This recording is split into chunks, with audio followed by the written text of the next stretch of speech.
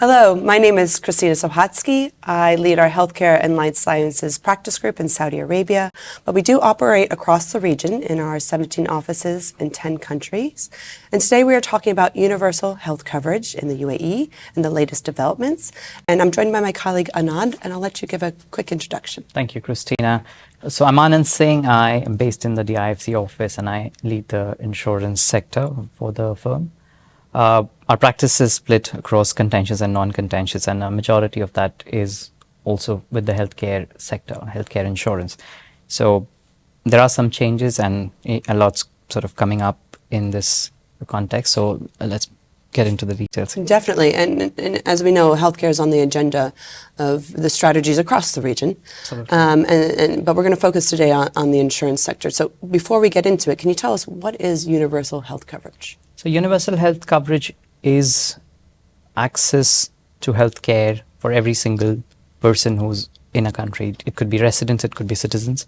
It is access to healthcare when they need it, irrespective of what financial status they come from or their backgrounds. I mean, we are talking basic healthcare, so everybody should have access to the basic healthcare. And generally speaking, something like this would come from the government. So it's governments would run the scheme or fund the scheme. But UAE is unique in the sense that a majority of it is comprised of the expat population. And therefore, what they're trying to do is bring in universal health coverage through insurance. And that's what makes it very different from the other jurisdictions. It was greatly talked about when Dubai did this, when Abu Dhabi did this. Yes. Now that we're going to have the entire union on board, inshallah, soon, what is the impact on the insurance sector here? So, I mean, for the insurance sector, healthcare is a major portion of insurance. I would say it's around 40 to 50% of the insurance industry is reliant on healthcare. The other major contributor is motor insurance. So and the reason for that is these are mandatory insurances. Motor is mandatory. If you drive a car, you need a motor insurance. Similarly, what they're trying to do is, if you're a resident, you need to have health insurance. The moment that comes in, it suddenly, the growth and sort of the penetration has to be 100%, which will increase the volumes, which will increase the numbers, the amount of money flowing into the sector, everything changes. So I think it'll greatly benefit the sector in the overall growth of the insurance sector. Right, with such a focus on, we see this across the region, a focus on the development of the healthcare sector, the diversification of the economy, not only with growing and aging populations. I mean, Dubai is exploding in its population. These are basic services that need to be provided. But we want to make sure there's more than just basic services provided. And so in terms of the impact on the healthcare sector, when now you have all these people covered, what do you see as, how is that going to lead to the overall strategy of developing the sector here? Yeah, I mean, see, the thing is that at the moment, the whole focus is on Dubai and Abu Dhabi.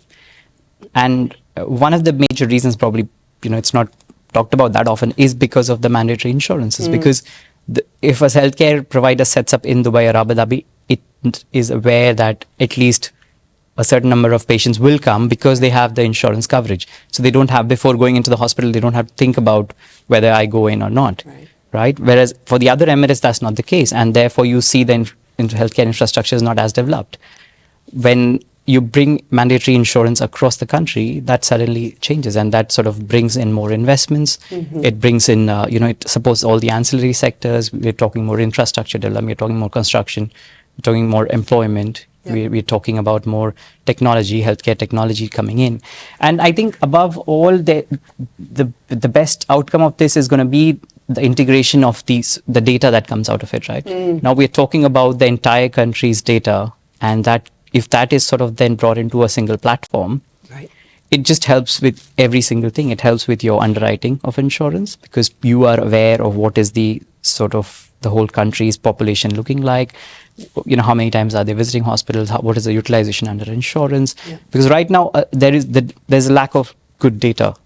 This is a problem in many places. In many sectors, right? But for insurance is particularly important because the whole pricing of insurance is based on data. Yes. If you don't know how much insurance is being utilized, then you cannot price it right. And that's what the problem is, because they price it and then a year down, when they have seen the utilization, they realize, oh, this is not working. And a lot of insurers have left this market. A lot of reinsurers have also left this market. New players keep coming in. I mean, that's the whole cycle. But the point being that you need that data. You need that good quality data. And the moment you have the whole country under one umbrella, I mean, there is still there is Abu Dhabi has a different health authority, Dubai has a different health authority. We'll see how that pans out between different authorities. But I think that there is that need that the whole sector comes under one umbrella and maybe Ministry of Health or somebody, the whole data can be integrated. In terms of capturing the data, right? We have the electronic health records and, like you said, Dubai and Abu Dhabi, but there's a mandate that all of those are able to feed into the central Ministry of Health.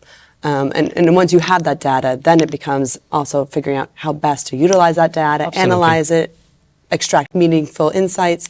And certainly we see this as in Saudi and here on the top of the agenda to it's essential supply chain to how do you even capacity plan it. It's just essential to so much development of the healthcare sector. Absolutely. And I mean, while we are at it, let's just upsell. We have the digital and data team as well who can help. Yes, exactly. Well, this is so true. I mean, that's a really good point, is that none of these issues are insular, right? They involve all these different elements. And so when you talk about healthcare, you're talking about insurance, you're talking about digital and data, you're talking about tech, you're talking about I mean, you're talking about employment, you're talking about construction. It could be so many things. Everything. So, I mean, it's great sort of we can bring everything under one umbrella. So fantastic. Yeah.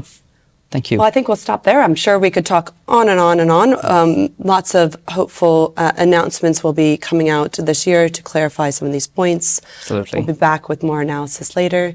But with that, as Anand said, we have the largest healthcare and life sciences sector group in the region, and we'll be tracking updates similar to this on an ongoing basis. So stay tuned. Thank you so much. Thank you.